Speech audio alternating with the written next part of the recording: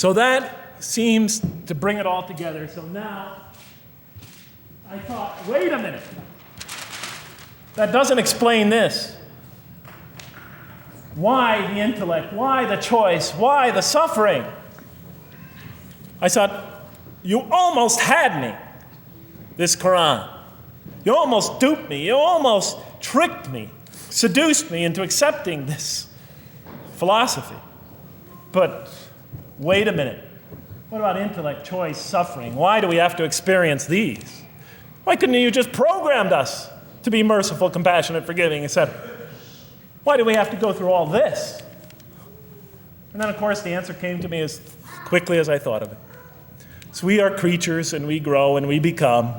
And yes, and you can make us anything you want, but you can't contain any of those attributes I listed without these three things. In mathematics, we try, three premises that go into, proving a theorem. We try to see if we could take one of them away, and if it's essential.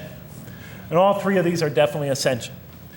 For example, you could program a computer never to make an incorrect statement, but it doesn't become a truthful computer. Never heard anybody say to me, Jeff, this Macintosh is the most truthful computer I ever saw. If it's programmed, it's not truth.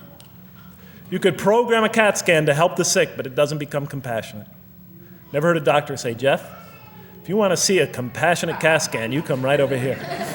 Right? Because all those things, compassion, forgiveness, truth, caring, love, all are born out of choice, suffering, and reason. In order to do a compassionate deed, when we consider reaching out to someone in compassion, that person, first of all, that's inconceivable without the presence of suffering, an environment where there's suffering. And when we decide to help them or not, we reason in our minds, what is this going to require of me? It's going to require some suffering on my part, some of my giving of myself. And without that mental process, it doesn't become a compassionate deed.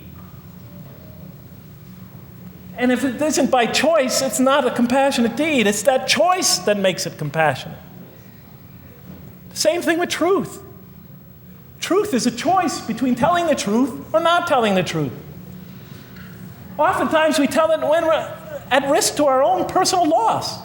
The more suffering that might come out of that choice, the greater is the truth behind it, the greater the act of truthfulness. And all the time we have to weigh the consequences of that choice. If I tell the truth there, my teacher's going to give me an F. If I don't tell the truth, I might get an A. We weigh it in our mind.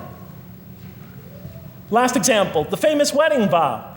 Do you take this woman to be your wife in sickness and in health, for richer or for poorer, until death do you part? What are they asking us? Do you knowingly make this choice, understanding full well what's at stake here? That it might involve richness but poverty, health or sickness, that suffering's going to be involved until death. Once a young lady told me, you never really loved me. Because when the growing got tough, when things got hard, when we hit rock bottom, when my life fell apart, you just got up and left. And she was right. And she understood full well that that's what love is all about. It is through giving and suffering together and hanging in there with each other and not bailing out and persevering through suffering, making that choice and knowing what you're doing. All those three things are essential. So it's very easy to see why the Quran stresses these. For in order for us to grow in these, I dropped it, we have to have these. And that's why it's very easy to see, ladies and gentlemen, why the Quran, 30 seconds, Madam Chairman, why the Quran talks about sin as self-destruction. The Quran says when we sin, we commit, the Arabic word is dhulm, or zulm, however dialect you have. Dhulm against ourselves. We oppress, we destroy ourselves. Because when we don't grow in these, when we grow in the very opposite of these, we are literally destroying ourselves.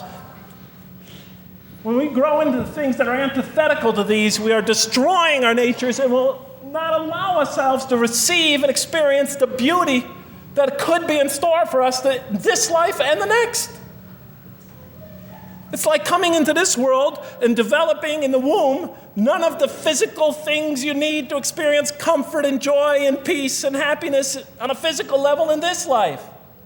It's as if you're coming into this life and you've destroyed yourself physically somehow in the womb, and you came into it and you had nothing to protect you from the cold, from the heat, from the harshness of the elements, from germs, from disease, nothing to protect you, nothing to satisfy, give you the ability to satisfy your thirst or your hunger, nothing for you to experience any physical comfort. This is all that matters as we go into the next life. If we don't develop these through our relationship with God, our very purpose of our being, then we will experience terrible suffering in this life, worse than if we came into this life in a physical state that didn't avail us of any of the comfort of this life. And so it'll be worse than fire. It'll be worse than endless fire. It'll be worse than the worst hell we could possibly imagine. So the Quran tells us, that yes, when it talks about heaven and hell, it's used very powerful symbolic language, but what it essentially is telling us is imagine the greatest joy and wonder and peace and serenity you could ever experience, and that's what's open to you on the one end. But on the other end, imagine the most terrible suffering that you could possibly bring on yourself, and you could also do that to yourself as well. It'll be worse than anything you could have ever imagined. And it's the Quran tells us that God says on the day of judgment, I did not harm you in the least. You destroyed yourselves. And it could say that in total objective truth.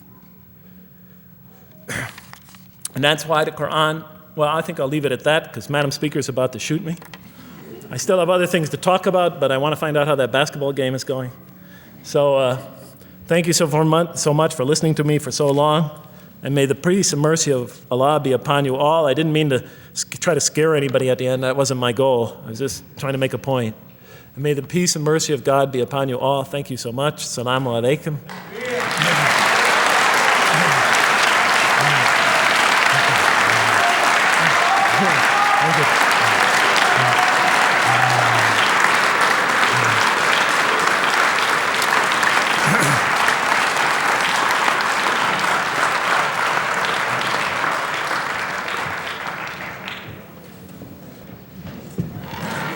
All right, we'd like to thank Dr. Lang for that very heartfelt, very long presentation. I have a few things to say before you all leave, so just be patient with me for a second.